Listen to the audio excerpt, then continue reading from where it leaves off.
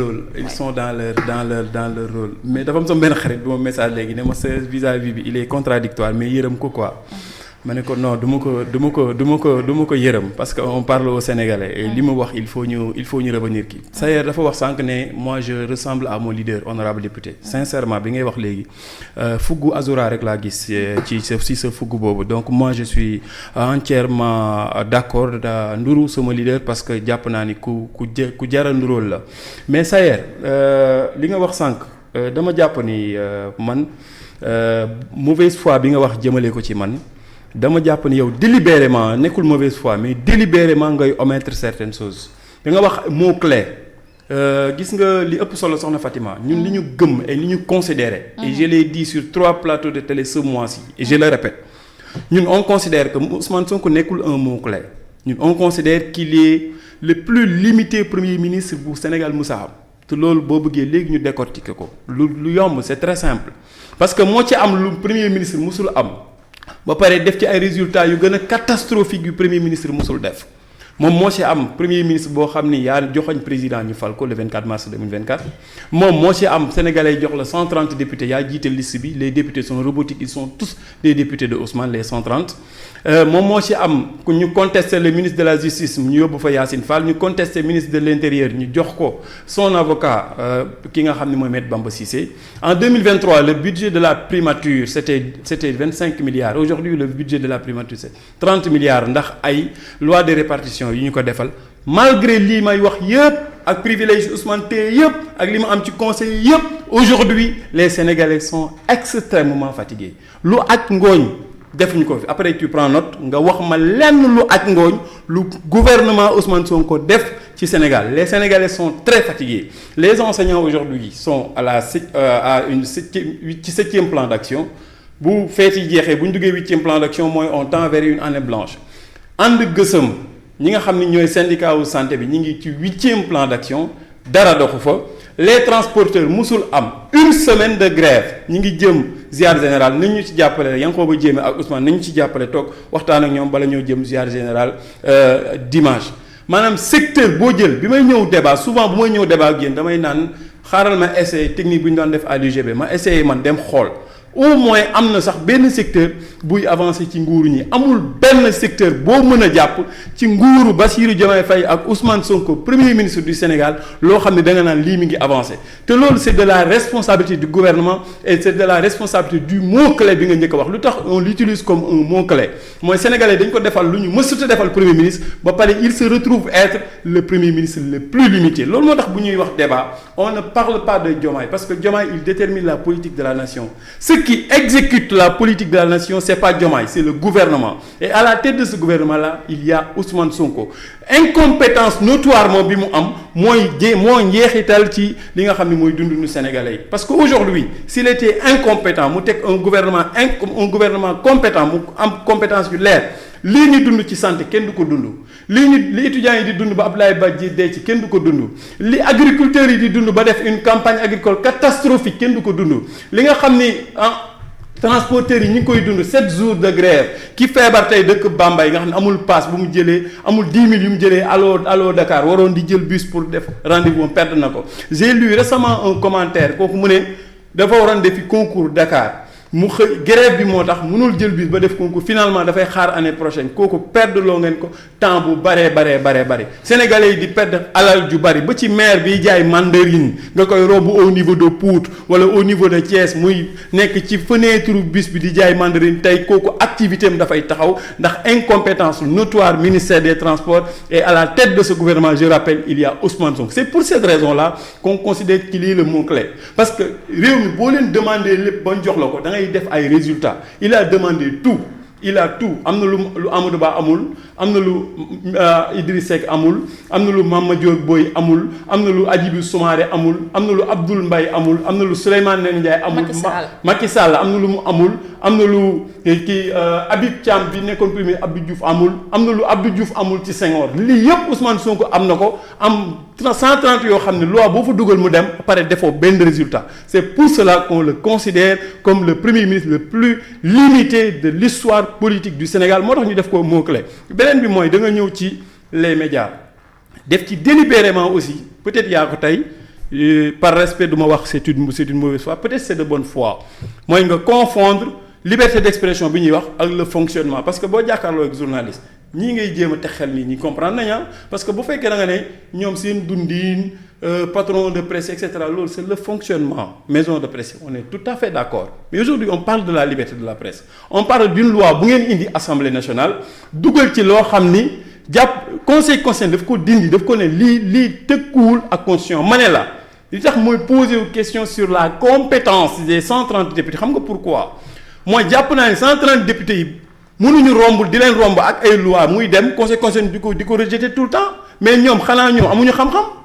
donc ma ne ñoom dañu war di taxaw ñoom ci loi yi juristes yi fa nekk boo demee nga ne juristes yi nekk seen biir war nañu taxaw ci lii xam ni lii ñu bindoon nii même xale bii doogu juddu xam ne ni lii mënut a jàll ci constitution Sénégal soit il y a un problème de compétence beneen il y a un problème aussi de tailleef mooy député yi ngay wax nii naan am nañu xam-xam am nañu formation am nañu tout mais même bu ñu ko amee bu ñu ñëw assemblée dañ koy teg fële ban débat ngay seetaat ñu lay wax lu sérieux les 130 députés on a comme l'impression que assemblée nationale Pape Djibril Fall moo fa nekk dinaa si ñëw assemblée nationale Aïssata Tall Sall moo fa nekk assemblée nationale Tafsir Thioye moo fa nekk député 130 yëpp ku yéeg Diomaye ngay wax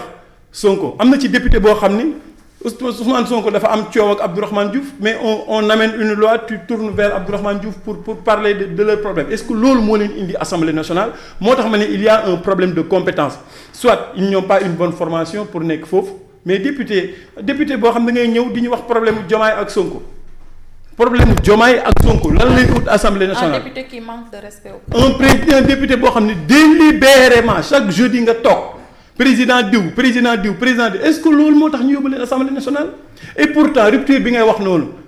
xas fii ay nit taxaw nañ fi xas ay Coura Macky lan lañ doon wax député APR yi lu ko gën a pire moo nekk di passer à l'assemblée nationale et ce qui est plus grave ñee 82 la ñu woon mais ñii 130 députés lañ beneen bi aussi da nga fi wax combattre un système mais mon cher grand c'est quel système xanaa ñun Sénégal ñun dañoo silmaxa wala ñun dañoo xam amatul xel wala ban système ngeen di combattre ban système mais système boo xam ne le président a Mimi Touré à ses côtés qui fut premier ministre de Macky Sall ministre de la justice de Macky Sall qui a fait tout le régime de Macky Sall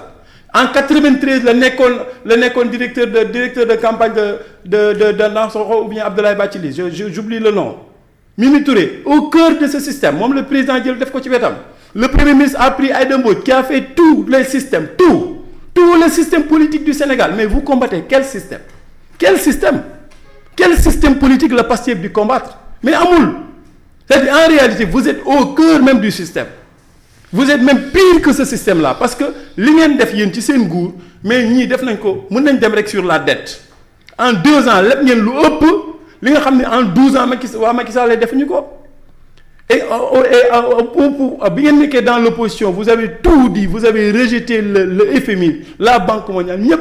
mais tey bu ngeen waxee dara sax ba réew mi commencé wax ngeen ne FMI lan la ci xalaat aujourd'hui FMI ci boppam ngeen jël di ko def arme mais c'est 15 000 milliards aujourd'hui la. bi Macky Sall di ñëw. bi Macky Sall di dem laa la wax. bi muy ñëw la non bi muy dem laa la wax parce que non bu dugg foofu. bu dugg non yaa dugg ci dem. dama ne Macky Sall bi muy dem il nous a Macky Sall en 12 ans 15 000 milliards la lekk en 12 ans. dinaa ci il a retrouvé la dette à 2 000 milliards. bi muy ñëw en 12 ans 15 000 milliards la lekk. vous en 2 ans vous avez fait une dette de plus de 13 000 milliards en 2 ans sëñ bi donc bu ñu yóbbu ci Macky Sall bi muy ñëw on est sur Macky Sall bi muy départ foofu laa wax. donc moo tax yéen Pastef bu ñuy wax système da ngeen war a dem c'est-à-dire da ngeen war a dem toog sincèrement parce que amul benn rupture amul benn système nee naa la les effondrements de Pastef mun naa la ko comme vous êtes venu pour Pastef wax leen boo demee nga ne say compatriotes nga ne say camarades de parti ne leen seen li fondé woon seen parti moo nërmeelu te fii ak 2029 bu ngeen koy rectifier même ce serait trop tard vous allez perdre le pouvoir parce que Pastef lii moo ko formé woon grand Thierno lu leer mooy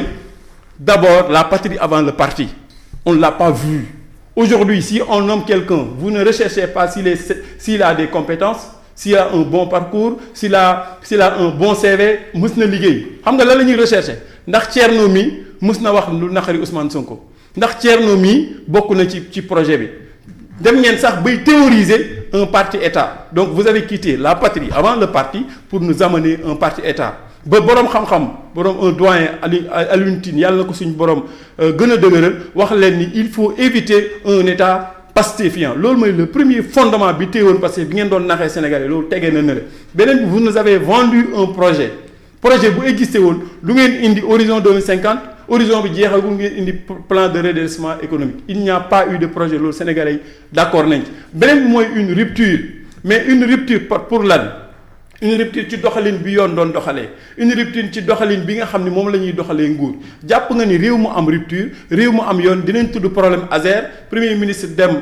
fi nga xam ni mooy Stade Arena yëkkati loxo Jean-Michel Sène ne ko deful dara moom mooy le juge il est le procureur de la République il doit juger Jean-Michel def na dara wala deful dara député bi ngay wax deful dara dinaa ci ñëw Pape Djibril Fall moom moo njëkk a taxaw ci problème Azer bi mu amee dans son rôle de député ne nañu def commission d'enquête parlementaire vous avez 30 députés am na coow bu am def leen commission d'enquête parlementaire ñu leeral loolu c'est le premier c'est ultra minoritaire par rapport ak taxawaayam ci bi nga xam ne am na ko assemblée beneen bi mooy yàpp nga ni un état de droit un état sérieux bi ngay wax nii bu amoon premier ministre Sénégal dina ne réew mi amul autorité le premier ministre de la République dina toog taxaw contester publiquement le président de la République du Sénégal jàpp nga ni un état de droit sérieux un pays sérieux dina fonctionner noonu un pays sérieux aujourd'hui ñu ne conseil des ministres am na ministre boo xam ni du jubawul ak premier ministre am na ministre boo xam ne jubawul ak président de la République kii day wax jaar ni kii wax jaar na le un état sérieux dinañ dem leb à travers un outil TRS 650 millions d'euros Financial Times moo informé le peuple sénégalais nutité l'information qui nous est parvenue par Financial Times Sénégal kenn du xam leboon na 650 milliards il a fallu information boobu jóg pour Cheikh Diba def point de presse pour leeral sénégalais yi l'outil pour leeral sénégalais yi lan moo tax ñu def loolu après ngeen taxaw ne autorisé woon nañ ñu leb 6 000 milliards et il fallait nous informer sur le mode d'emprunt il fallait nous informer sur le coût te loolu sénégalais ñoo ko war a fay te informer jàpp nga ni un état sérieux dina fonctionner noonu beneen bi je termine par Papa Djibril Fall